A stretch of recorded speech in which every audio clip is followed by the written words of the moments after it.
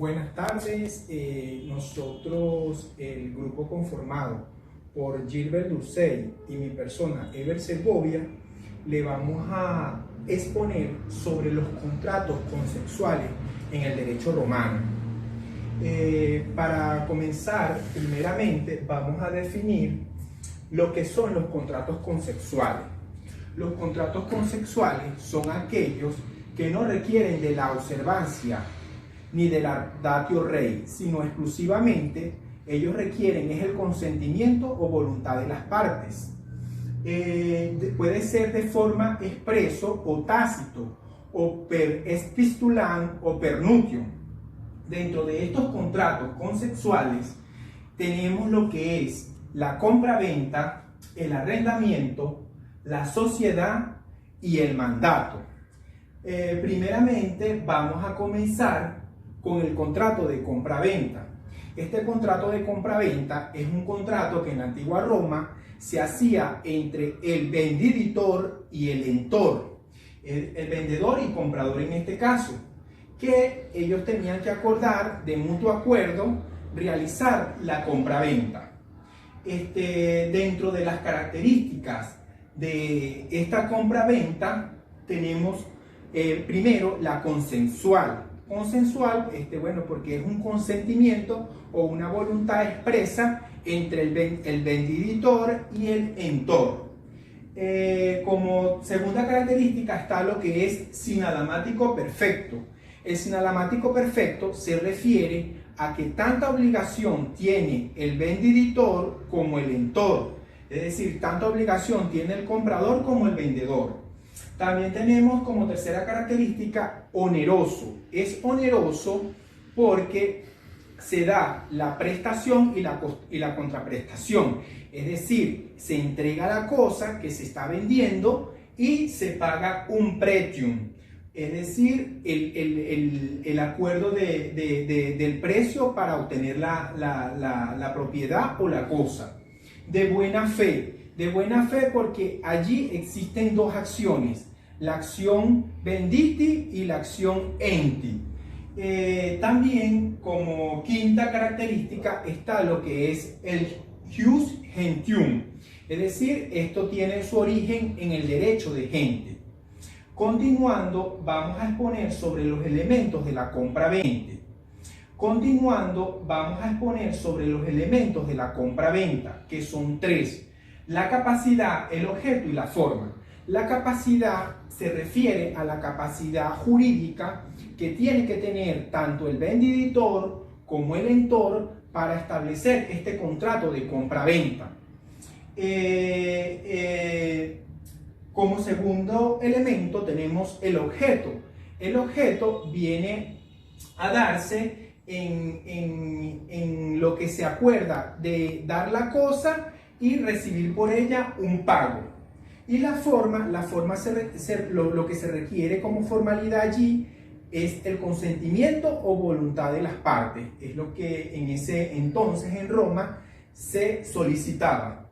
Tenemos efectos jurídicos de la compra-venta, es decir, van a haber unos efectos tanto para el arrendador como para el arrendatario. Dentro de esos efectos nosotros podemos mencionar para el arrendador cuenta, me confundí, es con la compra-venta, los efectos es del vendiditor y del entor. En cuanto al vendedor, esos efectos son que el vendedor tiene que entregar la cosa de acuerdo al acordado en el contrato. Debe mantenerla en perfectas condiciones hasta el momento de su uso. Y cuenta con la acción venditi, es decir, para obligar al comprador que cumpla también con el pago de la cosa. Por otra parte, tenemos los efectos del entor, en este caso el comprador. Bueno, el comprador está obligado a acordar el pago que se le ha solicitado.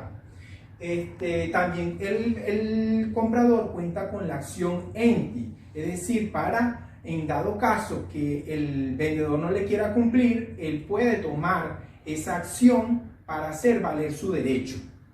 Continuando con otro de los contratos consensuales está lo que es el arrendamiento.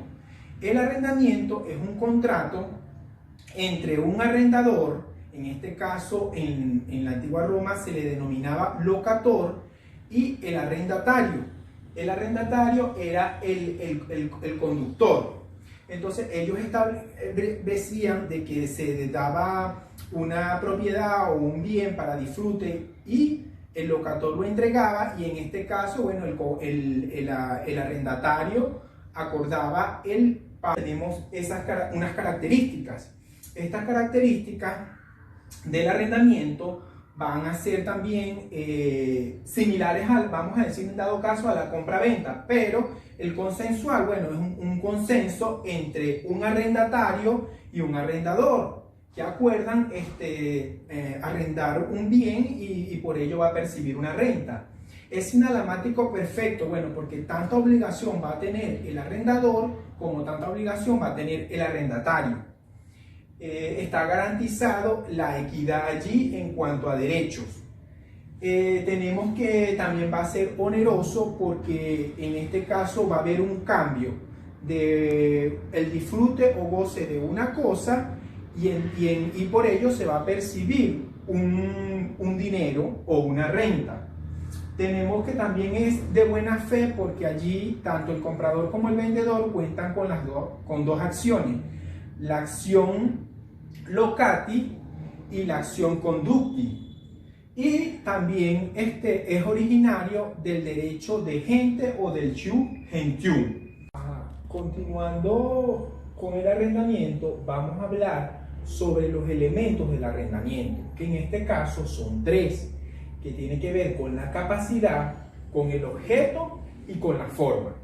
La capacidad, obviamente, cuando se va a establecer un contrato, y en este caso un contrato de arrendamiento, debe existir capacidad jurídica tanto del tanto del arrendador como el arrendatario, es decir, tanto del locati como el conductor, para que se pueda dar ese contrato de mutuo acuerdo y de consentimiento de las partes.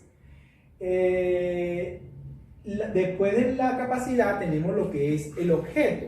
El objeto va a ser, en este caso, lo que el arrendador da como use o disfrute a disposición del arrendatario para que disfrute de la cosa. Y en su caso, da un pago de un pretium o de una renta por el beneficio o use de ese bien o de esa cosa.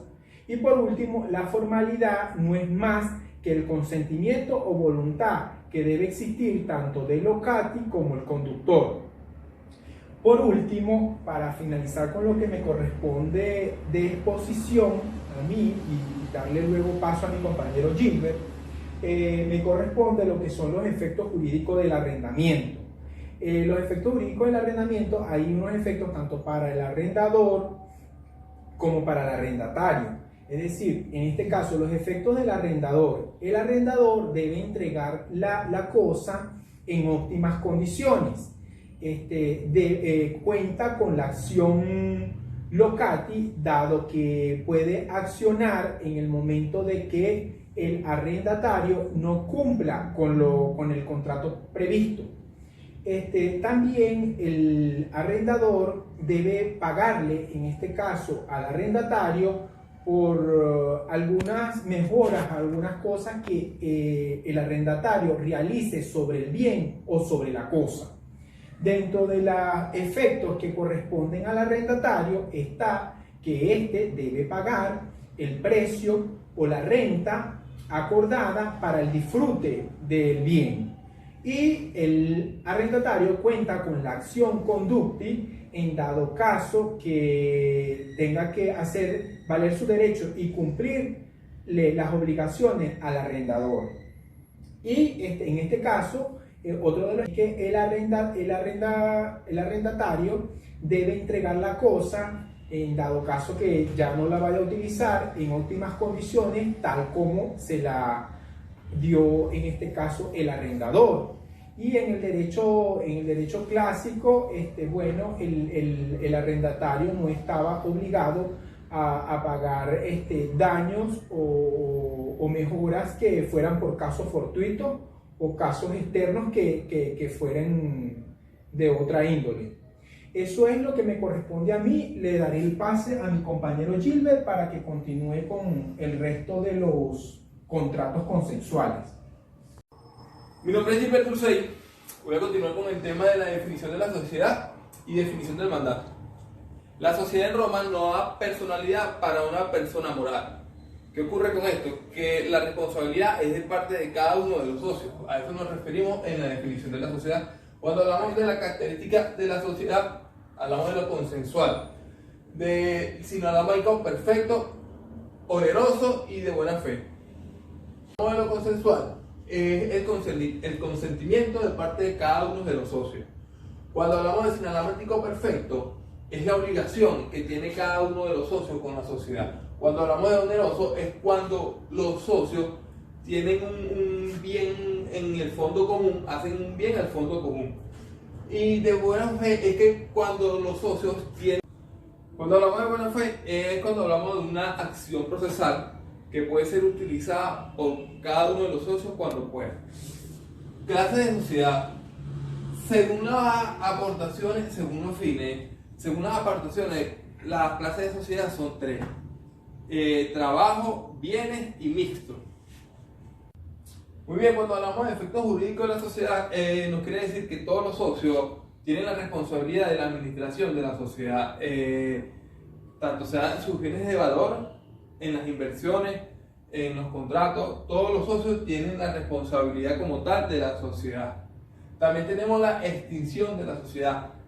Cuando hablamos de extinción de la sociedad, quiere decir cuando uno de los socios renuncia, cuando hay una liquidación de parte de uno de los socios o cuando ya la sociedad no va para más. A eso se quiere decir la extinción de la sociedad. Ahora pasamos a la definición del mandato. Cuando hablamos de definición del mandato, es cuando una persona no puede o no quiere y hay que realizarla para hacer la gestión. Pasamos a elementos del mandato. Sujeto. Cuando hablamos de sujeto está el mandante y el mandatario.